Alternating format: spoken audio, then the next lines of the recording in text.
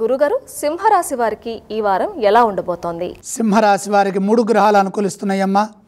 దశమంలో చంద్రుడు, చతుర్థంలో బుధుడు, పంచమస్థ శుక్రయోగం. బ్రహ్మాండమైన వ్యాపార యోగం ఉంది. అనుభవంతో తీసుకునే నిర్ణయాలు మేలు చేస్తాయి. అధిక వ్యాపార లాభాలున్నాయి. వ్యాపారంలో నూతన ప్రయత్నాలు సఫలమవుతాయి. తోటివారి నుండి ప్రోత్సాహం ఉంటుంది. ప్రతిభతో వ్యాపారం చేస్తే కలిసి వస్తుంది. అధిక లాభాలు సమకూరుతాయి. ఆర్థికంగా పెట్టుబడులు మేలు చేస్తాయి. స్థిర చర ఆస్తులు కలిసి వస్తాయి. నూతన ప్రయత్నాలు సఫలమవుతాయి. సృజనాత్మకతతో ఆలోచించి ముందుకు సాగండి. ఏకాగ్రతతో పనిచేస్తే ఉద్యోగంలో కూడా కలిసి వస్తుంది. స్వల్ప ఆటంకాలను బుద్ధిబలంతో అధిగమించండి. సమయానుకూలంగా నిర్ణయాలు తీసుకుంటే ఎటువంటి ఇబ్బంది ఉండదు.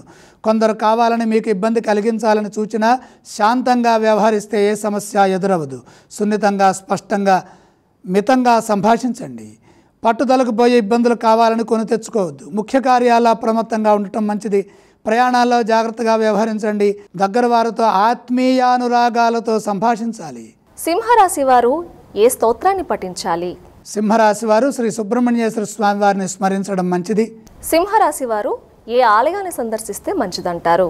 ద్వాదశంలో కుజుడున్నాడు. కుజగ్రహాన్ని దర్శించాలి. ఈ రాశి వారు ఏవి దానం చేయాలంటారు? కుజప్రీతిగా కందులు దానం చేయండి.